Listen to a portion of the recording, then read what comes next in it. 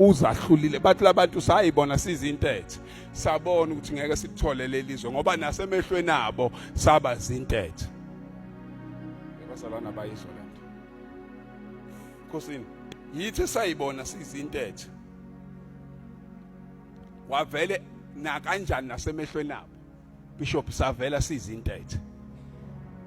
Ngamanye amazwi sithe impi singakayiqali sayibona sehluliwe.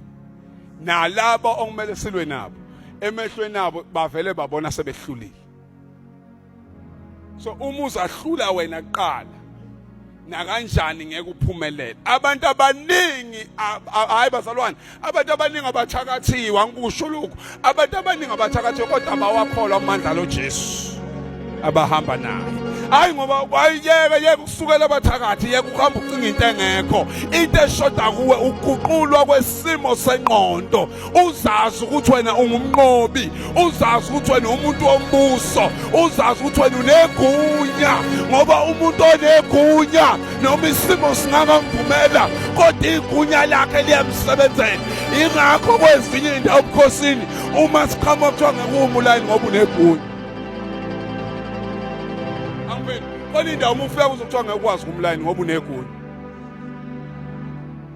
Then noma wena ungangafuna ukusebenzisa igunya lakho ngoba ubona abantu abadala ukuthi ngenxa yegunya lakho sicela ubuye ngapha baba. Kusho kukhona impu kuthiwa baba sicela ubuye ngapha ngeke ukwazi kumlayini ngoba unegunya. Wonke umuntu owazi igunya lakhe, wonke umuntu owazi ukuthi uhamba nobani, wonke umuntu owazi ukuthi uqiniso ubani, wonke umuntu owazi amandla kaNkulunkulu wakhe, wonke umuntu owaziyo imisebenzi kaNkulunkulu ayenzile kubantwana bakwaIsrayeli uyazi ukuthi akasona isahluleki. Into ekwenza ukuthi uba isahluleki ukuthi awazi uhamba nobani. Ulingisa amadoda ayihamba nje ekhuluma ethi nizwile ngalo Jesu, uzwile waqhamuka uJesu wathi into abazeni lezi nikhuluma ngazo la.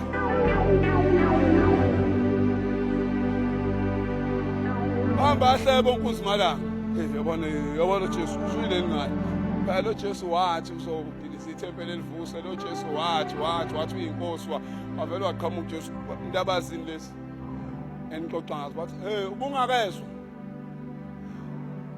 Ejele Jesu wathi ubungakezwa nawe. Wathi nikhuluma ngani into abazini. Base beqabe emtshela ithi iBhayibheli wathi hamba nawe. Base bashiya ibanga kwangathi uyahlula. Babona hayi bengadlula bonke abantu kodwa lo angeke edlule. Bengadlula bonke abantu kodwa lo ngeke edlule. Lasivesi sime ngenyawo, cela ufunda le verse bese sima ngenyawo siyathandaza. Cela ungibambela leli iBhayibheli mfethu. Chapter 14 Matthew siyathandaza abazalwane. Chapter 14 Matthew. Uzahlule wena.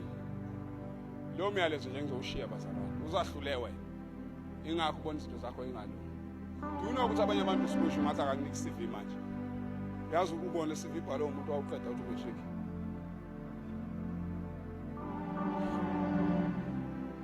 Umuntu akakunike nje CV manje. Nasi nje isitifiketi sometriki. Phayile bhalo la. Uzahlule yena. Usafeyile automatically out.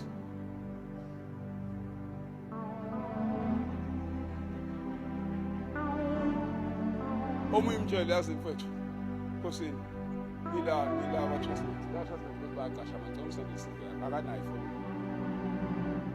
kodwa ufuna umsebenzi khona umuntu ngempela ongafuna umsebenzi usile ngenayo ifoni because yonke into siyenzelwe manje sinama smartphone yonke into iyashesha.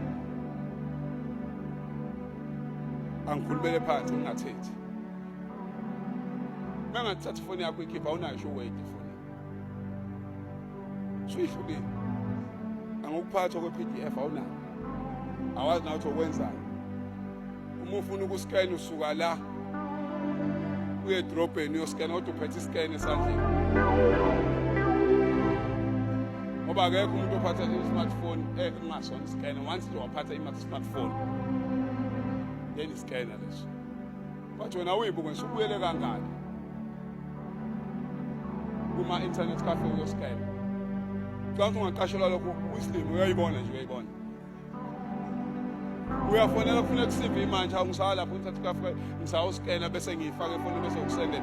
Hawu leyo foni ayiskenini. Hawu anginayo into yokuskena. Snapchat nje lokhu uzenza uba muhle. Kanti usilime esihle. Awukanti isilime esihle. Ingakubhala ku-11:22 izana. Ethi njengendandatho ekhulile ephumulweni enkulu njalo wesifazane umuntu ongenangqondo. Cabanga isilime esihle.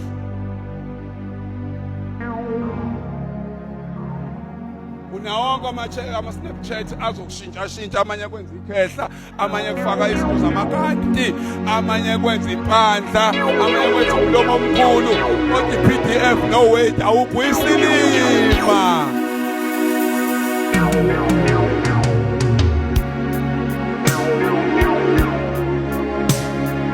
Akakho umuntu ongaphathi ifoni ka-2000 kodwa yeka ku-internet cafe. Ayikho into ayidinga ku-internet cafe manje. Yabona? Lapha unawo wonke amavidiyo ako-TikTok ubuka yonke into engenasidingo. Ukhipha Word Microsoft uyabatshinga ngoba isilima sibona isidingo sempilo sihlula sona.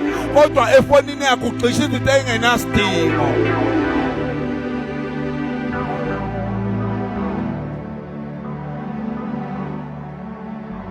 Ngiyakutshela nje sho manje ngangena umuntu uyaqasha abanawo emafonini amasifu. Labantu singabatshela ngoJesu kunzima ukuthi because inkingi isemqondweni manje ukuthi beqale belungise izinto ezincane. Yabona izinto ezincane. Izinto ezincane bomama. Umuntu wesifazane uyalungisa into encane. Ukuthi umuntu wesifazane akalala ukuze kushaye hotel. Umuntu wesifazane akaphumi negown eyesitolo. Into yadelele ngayo isinephunga vele la ngaphansi kweingubo. Befundiswe nje izinto ezincane before batshela ngoJesu. Ngoba kwesizwe zobe mamamukela uJesu inkingi inqondo ayikashintshwa kahle. Ya ungabe ngiyakho isikhathi asiseke. Ngaze ningaphinde ningibeme kade ngisafuna ukubuya kunobaba la. Ngaze ngaphinde ngisafuna ukubuya kahle kunobaba ngizoshumayela kahle bazalwane. But I'm telling you lento engisho niyayazi bazalwane. Hayi abantu besifazane phela even abafana abanabo PDF abanabo Microsoft abanalutho emafonini bayikhiphe yonke leyo nto bavula ispace sa WhatsApp no TikTok nakhona yabona ugembula njalo ke Hollywood njalo uyagembula hey ayikho into eyibhadi njengentombazane ecela ivoucher angiphinde wonke amabhadi angaba khona bazalwane alikho ishwa lo muntu wesifazane ongenayo iCV yokucela imali ye-voucher nje. Hawu noma ungithengele nje ka-R15 kodwa umuntu akayokwenza iCV uyahluleka ngokucela u-R15 okwenza iCV kodwa i-voucher uhambe ngincane namadoda abantu ngisho amadoda ashadile ukuze ethole nje i-voucher.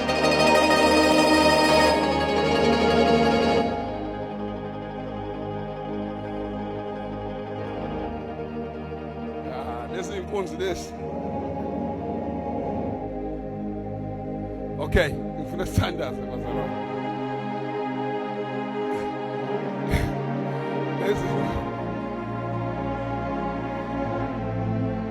bazalwane.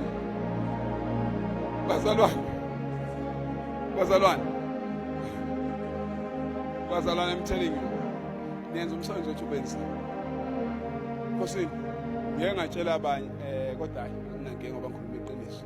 Ngeke ngatshela abanye Nkosini ngathi enye into thina njengabantu abaziphathe manje sicindezelwa ngokuthi uvela utshelwe ngo-8 ebusuku kuthiwa sifuna umuntu esizomqasha ngakusasa ngo-7 basuke bazi ukuthi sihola abantu abakhelesi ngeke simthole umuntu manje singatholi CV yakhe siyithumele then basuke benawo ama-CV abo abawaphethe hayi ngoba beqasha abangani bayasitshela kodwa basitshela isikhathi sesingasekho ngoba bayazi abantu esibahola abakhelesi umuntu omnyama nje akayazi into ebalulekile empilweni yakhe.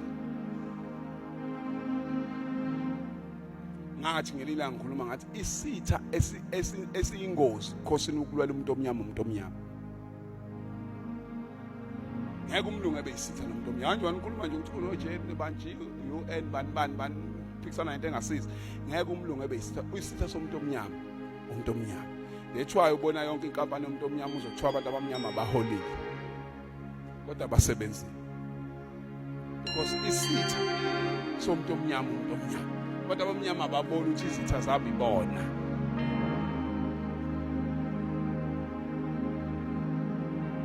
Unkampani namlungu kukancane uzothiwa imolelanga.